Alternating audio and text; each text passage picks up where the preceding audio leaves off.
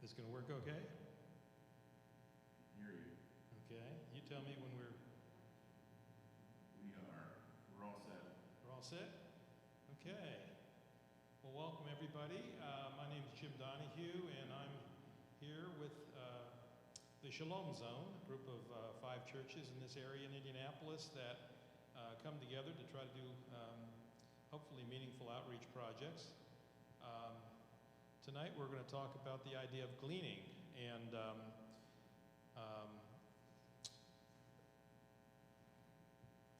the major group that does this in Indianapolis is the Society of St. Andrew. And I just want to mention that we originally were scheduled to have the regional director, Don Barnes, talk to us tonight, but Dawn unfortunately got called out of town just a few days ago due to a death in her family, and so she wasn't able to join with us.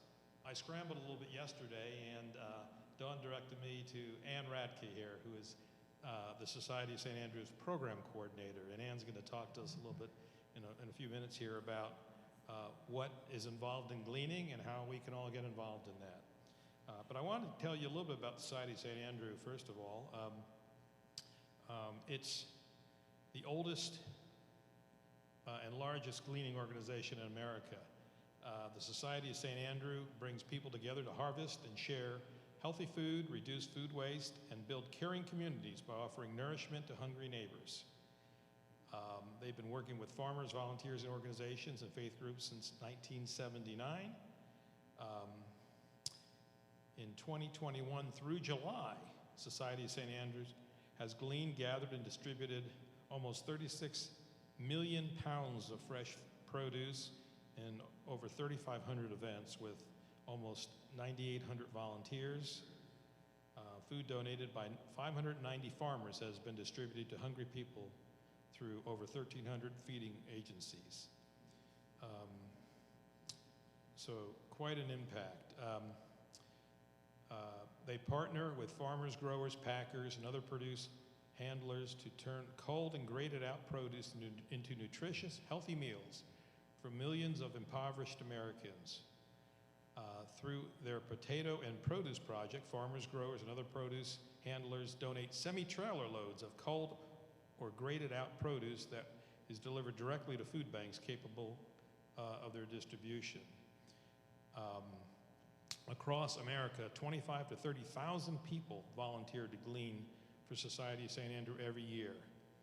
They say from apples and blueberries to squash and pumpkins, the Society volunteers glean every fruit and vegetable grown in the United States.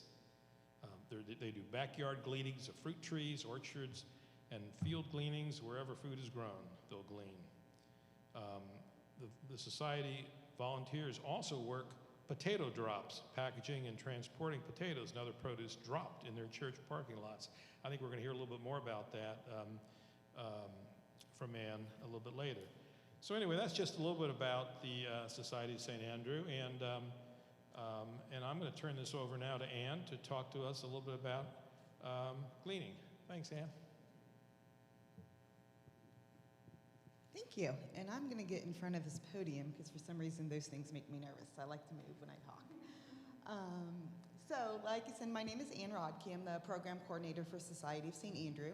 I work with Don Barnes, who is our regional director, and I have a part-time seasonal area coordinator in Lafayette who also works to help organize gleanings and lead volunteers in the Lafayette area, Northwest Indiana. We're the only 3 paid employees for Society of St. Andrew in Indiana. What I do is I do a lot of the farmer outreach. When you come out and glean with us, you'll either be with me or with Oliver if you go up north. We'll train you on what to do, how to harvest, and just pretty much the rules of the road when it comes to being in the field and what goes on with that. So a little bit about, do we have the PowerPoint thing? Yeah, can we go to the next one? So like I said, our main focus of our organization is we work to rescue food that would otherwise go to waste. There are a lot of different reasons why food might go to waste or why farmers might have excess or surplus in their fields. Market reasons, lack of labor, this is a myriad of reasons. Most of that food is still pretty good to eat, still very good to eat. Sometimes it's just cosmetic, like your carrot might have an extra leg and they can't sell those in the grocery store, but we can glean those out of the field and get those to folks at hunger relief agencies. So that is the premise of what we do. Can we go to the next one here? So we were started originally in Virginia, there in Big Island, by 2 Methodist ministers. So this was in the 70s. And back then they were doing this like back to the earth, back to the land sort of ministry. And they were noticing that there were sweet potatoes in the forest. So they went to go ask the farmers, like, what are your sweet potatoes doing in the forest? And the farmer's like, well, we're done. We got nothing to do with them. We got to get them out of the field so we can plant again. So that was, they were like, well, there's no sense in these being thrown in the forest. Why don't you let us come get those? We'll collect those potatoes and we'll start distributing those to folks in the area. I believe we have we moved the first load of potatoes in 1983. That's good. And the potato drops are what really started the organization. And like I said, he said, we'll talk a little bit more about what a potato drop is, but to give you a real quick idea, it's when we drop 40,000 pounds of potatoes in a church parking lot. And I will tell you a little bit more about that whole process here in a minute. If we can go to the next slide. So these are Indiana's food insecure rates prior to COVID. COVID obviously changed a lot when it came to food insecurity, and those of you who help out in the food pantries and so forth are probably fairly aware of that. So in Indiana, we had an average of about 13% food insecure rate. During COVID, food insecurity is defined by folks who struggle to get a meal or don't know where their next meal is going to come from. But food insecurity rates went all over the map during COVID. I think at one point they were up to 25%. They went back down to about 19%, which if we go to the next slide, I think is the number we have there. Oh, well, this is the up and down that you'll see. But now it's sitting at about 17% statewide. So we're seeing the numbers go down. The stimulus payments that came through, the extra money that's coming out now, and SNAP benefits, as well as now the child tax credit that folks are getting, are making a huge impact on those numbers. And folks are able to get to the grocery store and get a few more things themselves. So we can go on to the next one. So, just like there's a food insecure aspect, a food and feeding folks aspect, there's also an environmental aspect to what we do, because food waste does contribute about, it's the second largest contributor to methane and greenhouse gases. For every ton of food wasted, it's the equivalent of a gas powering a car for a year as far as the emissions are concerned. So there are a lot of environmental reasons as well to address food waste and food issues. And honestly though, when there's plenty of good food out in the fields for folks to eat that can go to folks who are hungry, there's really no reason for people to be hungry. At the end of the day, it's usually a labor and transportation issue. So that is what we're working the gap we're working to close. Go to the next slide here. So there is, a while back they came up with a food recovery hierarchy. Obviously, feeding people is what we need to do with what's left over before we even start talking about composting or anaerobic digestion or anything. So that's where we come in, and that's what we work to do first, is get food that's perfectly good for folks to eat onto the plate of people who need it that night. And with gleaning, we're able to do that. We work with farmers who are local. We work with volunteers who are local to the farms, and then we work with pantries who are local to the farms. Our goal is to, when we distribute that food, to get it out to somebody who can get that food on the table that night or within the next couple of days after we've harvested. Because a lot of the food, like I said, is still very good and perfectly good. It's oftentimes fresher than what you're going to get in the grocery store, because your mileage from your farm where we have gleaned to the pantry might be 30 miles. That's really close. It's a really close place to get your food. If you can go into the next one there. Guess we can go to the next one from there. These were Dawn's slides, so I'm trying to figure them out. But yeah, so local volunteers, local feeding agencies, and local folks. We do this by creating networks of volunteers and networks of people in different areas. We have moved, just this year alone, because we also work to distribute those USDA Farm to Food family food boxes that were distributed through the first half of 2021. We have helped to move over 4 million pounds of food throughout the state of Indiana.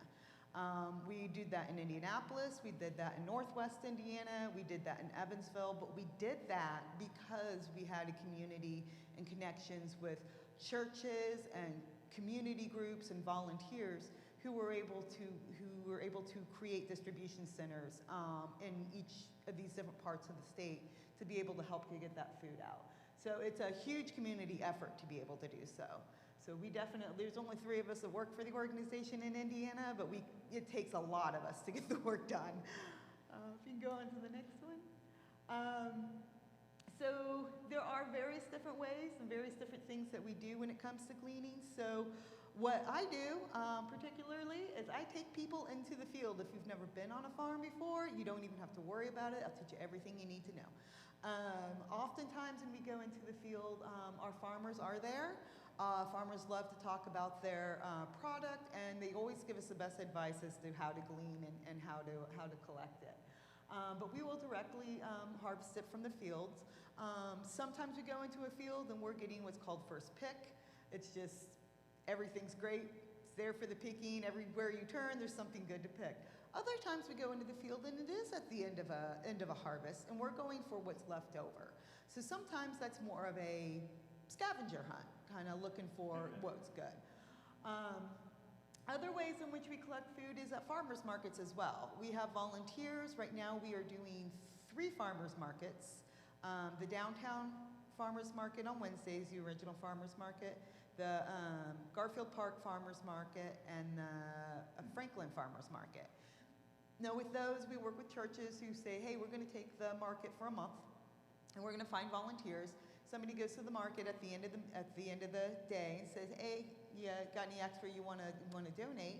If the farmer says yes, they leave them back. Then the volunteers come around, collect that, and then take that off to a Hunger Relief Agency. Depending on the time of the year it is and the season, sometimes we walk, it's 5 pounds worth of stuff. Other times it's 200 pounds worth of stuff. So you never really know. We get a lot of sweet corn too. We have done a ton of sweet corn this year, that's for certain. She has up there listed in parking lots. That has a lot to do with potato drops. Like I said, we will drop off potatoes that are donated to us. It's a full semi load of potatoes is 40,000 pounds. So a lot of times churches will work with us to have that dropped off. And then volunteers will get together and either bag those up if they aren't pre-bagged, or we'll just work to distribute those through community members that they have lined up to come collect potatoes, or through distributions to other food pantries and so forth. So when I first started, Indiana's branch of Society of St. Andrew, we've only been around since 2018. So we started in May of 2018. We got a call about a week after I started, and somebody asked us if we wanted 40,000 pounds of potatoes, sweet potatoes. We said yes, and neither one of us had any idea what we were doing.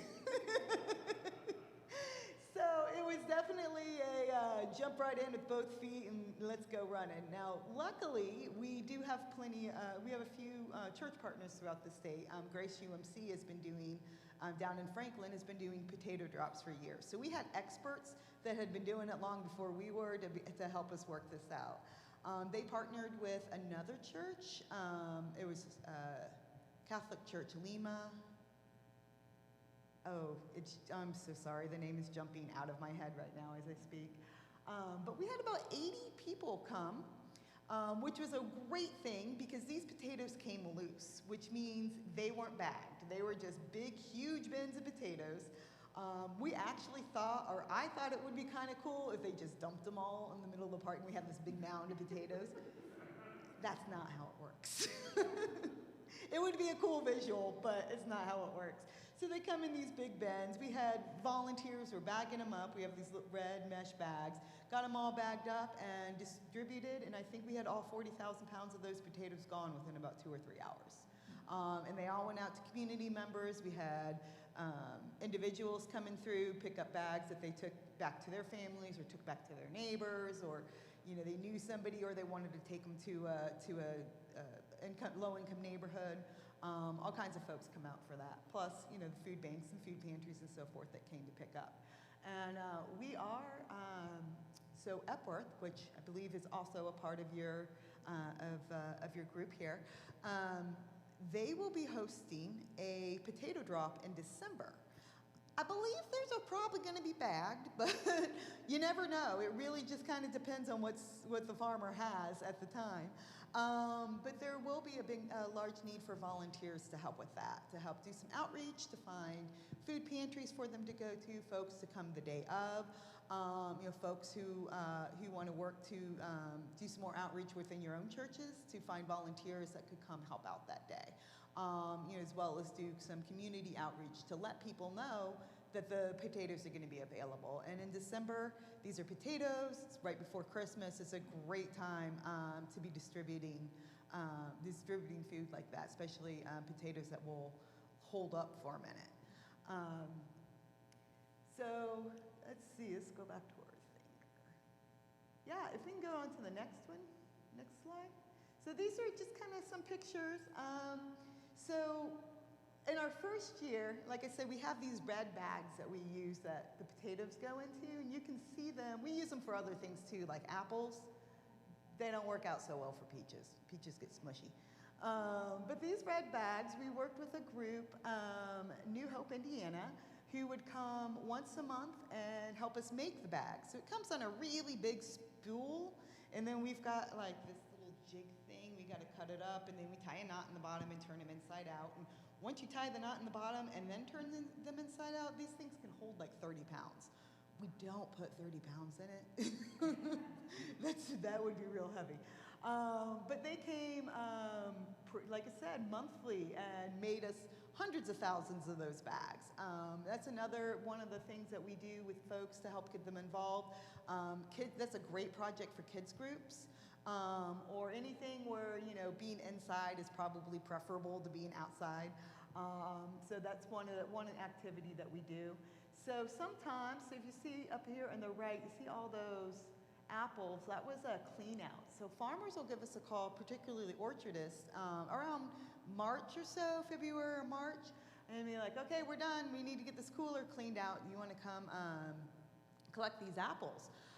So we'll come and we'll bag those apples and move those out. We did a couple years ago. It was negative 10 degrees outside, but it was like 40 degrees in the cooler. So it was way warmer in the cooler than it was outside. But we still had about 5 or 6 folks show up to bag up those apples and get those out. Interestingly enough, and like Hoosiers we're tough people. Like seriously, we had another apple gleaning up in Northwest Indiana. It was 2 degrees outside. I didn't think anybody was going to show up. I was like, maybe I need to cancel this. No, folks showed up. In fact, about 15 people still showed up when it was super cold outside. So there's a lot of dedicated folks who understand that, there's a need out there and are really looking for a way to fill that need. And that is really a big part of what keeps me going, is when volunteers are that dedicated. It's a wonderful thing to see. We also did a watermelons are fun. This was a group that came out. I believe there was about 4,000 pounds of watermelons collected that day. We've also done a lot of cucumber fields. In fact, the cucumber fields were the first year really what got our feet running and taught us, how to effectively do our events. We got a call from a farmer in northern Indiana who was like, I grow cucumbers for pickling companies. What they do is they come through with a big machine, they collect all the pickles, and the ones that they want they keep, the ones they don't want just get thrown out on the ground. They're usually thrown out because they're too big. Like your pickle can only be so big because it's got to fit in the jar. Or it's too small, or it's curved weird, and that's just a pollination thing. Pickle's still good. So we just go through and pick them up. And then I believe this was, I can't remember, I think it was like 200 acres was one of the cucumber fields that we picked. And out of that field, we could have picked 10 semi-loads of extra pickles out. We picked about 8,000 pounds up in about 4 hours with all the volunteers that came. And then we just hopped from cucumber field to cucumber field because we were pretty much just following the harvesters. And as word got out, folks contacted us and we were like, yeah, bring some more folks here. So we moved a lot of cucumbers that year. What happened though is the next year, none of the farmers signed new contracts, so they aren't growing pickles up there anymore. So there's an agricultural wave. Some years it's a lot of things, some years not so much of that anymore. And we do backyards, we do smaller gardens. We work with a lot of urban farms as well. You'd be surprised how many greens and how much you can still get for a pantry that serves a potential client list just out of these small backyard, hobby gardens. Especially when they're really good gardeners. Can we go ahead and move on to the next one? Yeah, these are some more pictures of the potato drops. This is kind of how they kind of look and go down. These were the ones where we had to bag them. So that was that very first one that we did. It was a really great day. It really was. Everybody had a great time. We were just thrilled that it came together as well as it did. And because everybody was just so willing to step up and do whatever needed to be done. So we appreciated that. You can go to the next one. And this is, so like I had stated earlier, we moved a lot of those farm to family food boxes. So these boxes were about 30 pounds. They would show up per skid. We worked here in Indianapolis. We worked with the Indie Food Co-op. We helped to get them some boxes, and they would distribute on Saturdays. And then we also partnered with Pack Away Hunger, who, when everything happened, it's like everything shut down for them because they kind of required people to be in close space. So, but they still had a dock, and they were more than happy to let us use the dock to bring the semi-truck. With these distributions, we had pantries come through with trailers, vans, box trucks, or anything they could get a box into, they brought, and we had volunteers showed up pretty religiously and regularly, and got those boxes off to food pantries. We did this as well in Anderson, Indiana. We did this in Muncie, Indiana. We had up north, there were 3 different places up north. I can't remember exactly what the town names were, as well as Evansville and Marshall County. I think maybe Orange County also at one point, but I can't remember exactly.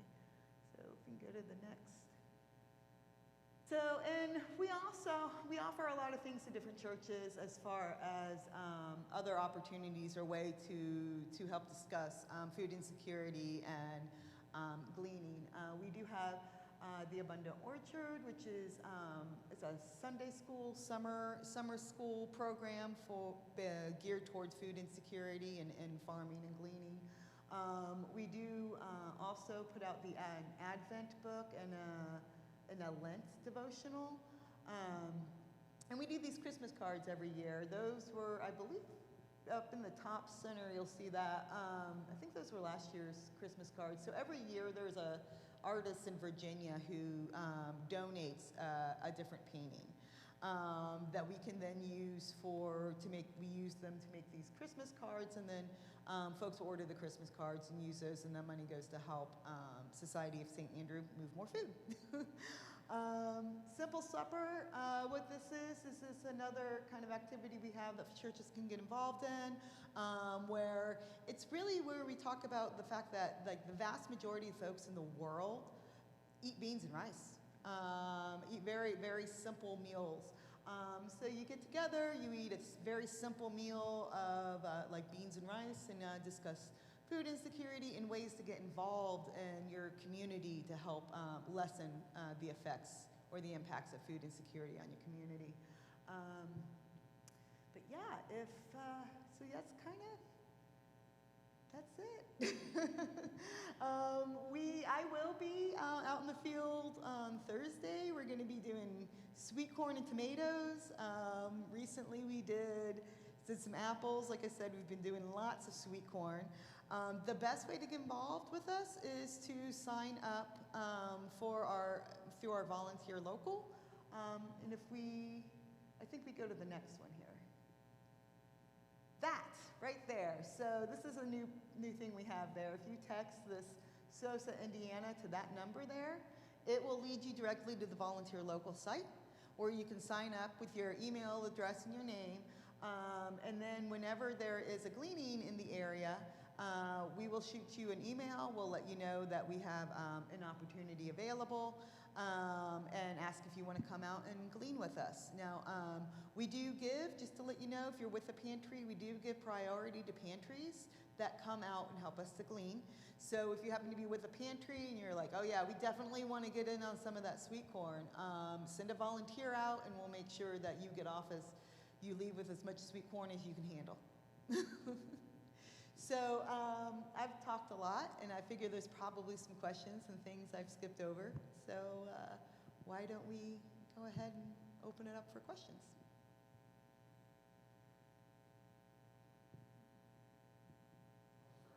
Wonderful. The Shalom Zone is obviously trying to educate people about this today. However, we hope this leads to volunteers helping out, actually going out and cleaning. And we'd like to do that as a group of some type. And I was wondering if we could talk about, is that possible, how we might make that work? Yeah, so like I mentioned earlier, Epworth will be doing their potato drop, which is real close to here, and they're definitely going to need volunteers for that. We are moving towards being able to do larger groups scheduled farther out. We're not 100% there yet. We do have a few products produce products that work with that, and a few farmers that are starting to be able to, we can work with that. But we're still building those relationships and getting ground floor with that. So one of the things about gleaning is that our calls come in from a farmer once a farmer has extended all of their market options. Like they cannot sell this stuff anywhere else. They've done everything they can. Farmers are on a tight schedule. Sometimes it's like, okay, I can't sell this, I gotta get rid of it, so I need to get it out of the ground, I need to get the ground turned, and I need to get something else into the ground which I can then market and sell. And they need to do that in 2 or 3 days. So I have a really fast turnaround time. Like I will come to work on a Monday not knowing what I'm going to be doing by Wednesday. And by Wednesday, I'm out in a cornfield with 5 or 10 people. But that's just the nature of it. It's the nature of agriculture. And it's the nature of markets with the ups and downs. We do have a few products like apples. We are working very closely with an orchardist that we've developed a relationship with that we can sometimes do something farther out with them. But it would be one of those things that maybe next year we can do more of that than we did this year, because this year we're already doing a little bit more of those those farther out opportunities than we did the year before. But I would say that for right now, really put a lot of energy and focus on the Epworth project and helping them with that potato drop. It's going to give you a really good idea of just kind of how we operate, and it'll give you a good idea of the need in the community, and give you an opportunity to be able to connect with people in the community you might not have been able to connect with otherwise. So.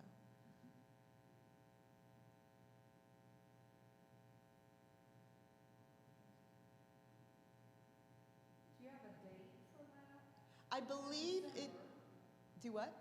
You said December, I believe, but. Yes, I believe the date is going to be December 14th from when I looked at the board. It's either the 4th or the 14th. But I will make sure that everybody has that information as we go forward. And can you explain, I'm sorry, once again, I'm having a little bit of trouble hearing back here. Okay. What exactly you're going to be doing that day and what So- the volunteers will be doing? Well, volunteers can be doing several different things. So the truck will arrive with the potatoes. So there will be a need for a forklift and a forklift driver. So the potatoes will have to be pulled off the truck and placed in the parking lot. There will be a need for volunteers to pass out those potatoes. There will be a need for volunteers to help direct traffic as it comes through. There will be a need for volunteers prior to help do outreach to area communities and area pantries and ask them, hey, do you want some potatoes? There will be a need for, it's possible there might be a need for folks to bag potatoes, depending on how they come, if they come bagged or if they come loose. Again, we won't know how that's going to come until we get closer to the date, because that's all dependent upon the farmer. But definitely folks to do some outreach and let community members know and people in the area know that the potatoes are going to be there. People who can collect some potatoes themselves, throw some in their car and take them to a community and distribute them to folks who might not otherwise be able to get out. So a lot of that all those needs will start to come together as Epworth, because they're hosting it, and as Dawn and we figure out what the potatoes are, what form that they're going to come in. A lot of those jobs become a lot more clear as we get closer to that day. Yeah.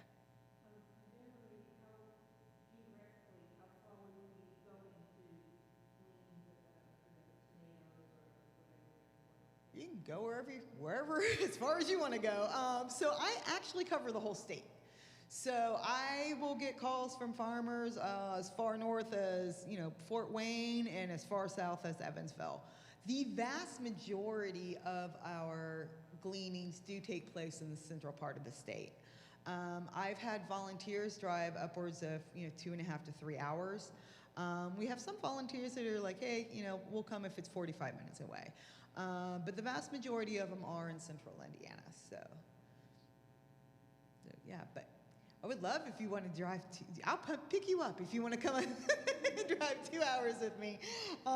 That's still a lot of fun. We actually that always kind of shocks me when I do have volunteers that will come from Indianapolis like up to Fort Wayne, just because they want to be out in the field and they want to do good. So, any other questions?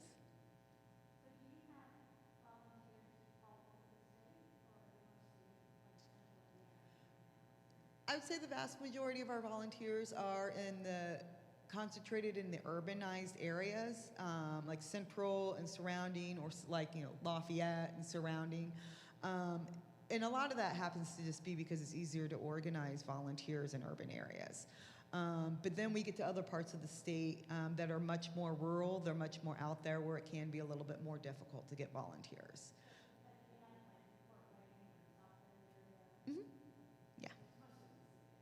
Yeah, yeah.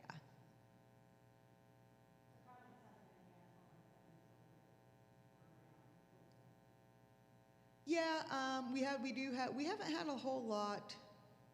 We haven't had a whole lot of calls from farmers in southern Indiana. So if you know any farmers in southern Indiana, because I do have volunteers that have been contacting me, and folks that we have talked with, we just haven't gotten a whole lot of calls from there yet.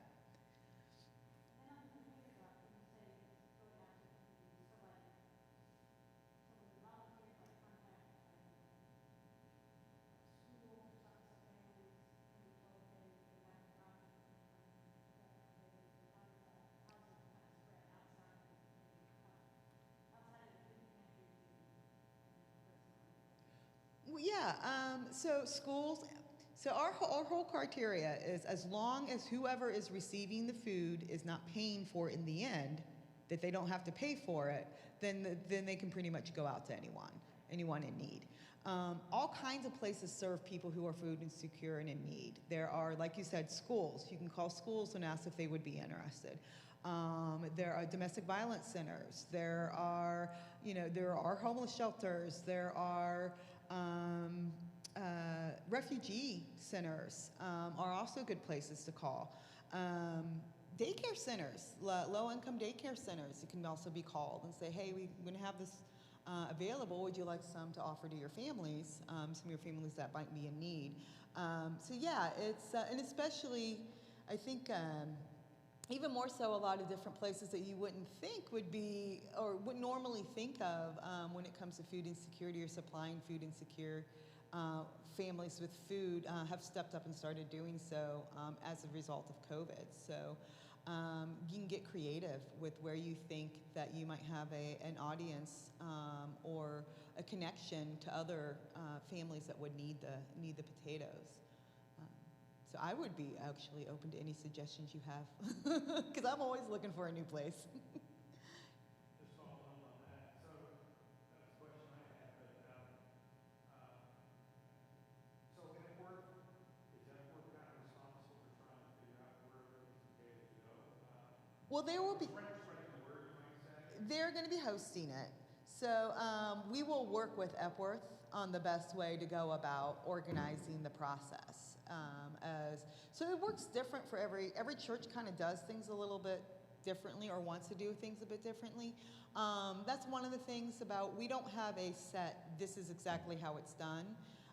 We want to work with your church in the best way that's going to work for your church. And in the best way that's going to get more folks involved. This is all same philosophy when it comes to farmers. It's like, we're going to work with farmers in the best way that works for the farmer. And so, which is, what fields do you want us to go into? If you can't, like, I have a couple farmers who are Seventh-day Adventists. We cannot go in on a Saturday, and respecting that is a big part of that. So, to answer the question, we will sit down and talk with Epworth to figure out the best way to go about that, and then we'll communicate that information to folks who have signed up to be involved. The other question I had was, you have a slide about Simple Dinners and a couple other things that I assume are fundraisers. How do you fund it pretty much? How does it work? Individual donations and grants. Yeah.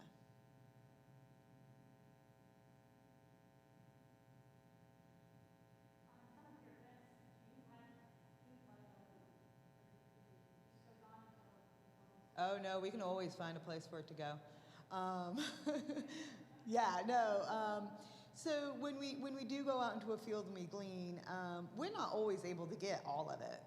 It's just, we can be limited by capacity. I mean, if there's 7 truckloads of stuff and I only have 4 pickup trucks, that's what we're going to be able to get.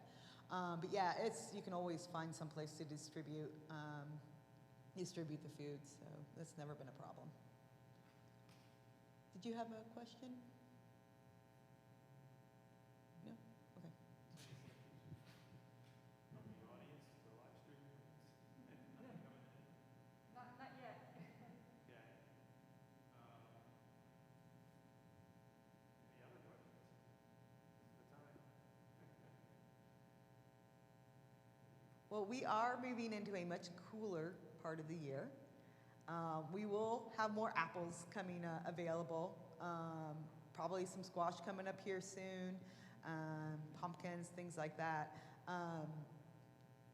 Yeah, I would encourage you to sign up for the volunteer local, and we can send you out an email and come out with us. And even if you think that, oh, I can't bend over, there's all kinds of jobs that we can have folks do. There's a lot of things that I'm doing that I don't necessarily need to be doing that don't require bending over and things like that. So we can always accommodate for physical limitations, and like younger kids, very young kids are perfectly fine to come out with us. We've had babies out in the field. We just ask for a little bit of supervision brought with them. But yeah, we'll always accommodate for anyone that needs an accommodation, or find a job for someone that needs an accommodation. So don't let that hold you back. Yeah. Crash course. I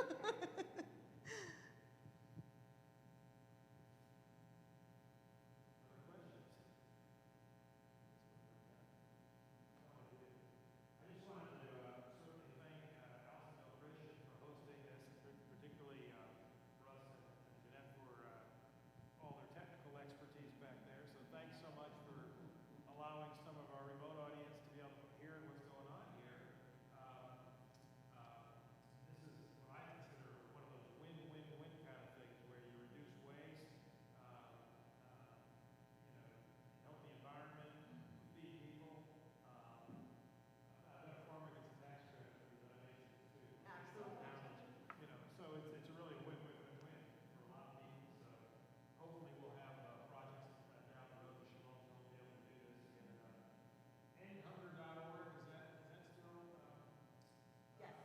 that's our website, and you can go to, if you go to the bottom of the first page, you'll see all the regions in Indiana's listed. Yeah, and I want to encourage people to go on that website because I've been on there, and it's really, whoever started that, and I'm sort of far when it comes to understanding how it works, but I think it's one of the best I've seen. There's interesting quizzes on there about, just about to educate you about a lot of this, just little simple fun quizzes. And so they do a really good job explaining what they're about and how you can help. So I encourage you. I signed up as just as an example. I got this email from Ann a couple days ago. Please join us in Daleville this coming Thursday from 9:30 to 12. We're looking for 10 volunteers to help us clean sweet corn and cherry tomatoes. So we're local food pantry. So Could still use more volunteers if you want to come. yeah,